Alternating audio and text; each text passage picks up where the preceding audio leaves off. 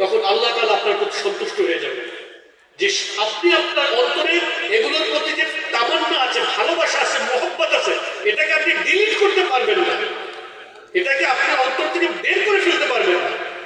কিন্তু আপনি যে লড়াইটা করবেন প্রতিনিয়ত এটাকে ওভারকাম করার জন্য, এটা আল্লাহ তাআলা দেখতে চান। আপনাদের অনেক সময় মনে হতে পারে, আচ্ছা আমাদের মনের ভিতরে এই সুন্দরী মহিলা দেখলে যে একটা আকর্ষণ বোধ হয়, এটা যদি না থাকতো তাইলে তো চোখ যাইবে না, মনে হয় না এরকম? তাহলে আমরা বাইচা যাইতে হবে চোখের গুণা থেকে। তাহলে আমার অন্তর থেকে সুন্দরী নারীর প্রতি আকর্ষণের ব্যাপারটা যদি অপারেশন করে ফেলে দেওয়া যেত তাহলে তো আমরা তাকাইতাম না। এরকম মনে হয় না? ব্যাপারটা আসলে এরকম না। আপনি আপনার অন্তর থেকে এটাকে অপারেশন করে ফেলে দিতে পারবেন না, কিন্তু আপনি যে এই যে স্ট্রাগলটা করতেছেন, ঠিক আছে, আপনার নখ চাচ্ছে আরেকবার তাকাই, আরেকবার দেখি, কিন্তু আপনি কেবল আল্লাহর ভয়ে চোখটা নিচু নামালেন, এটা আল্লাহর কাছে অনেক প্রিয়। এই যে স্ট্রাগলটা আপনি করছেন না,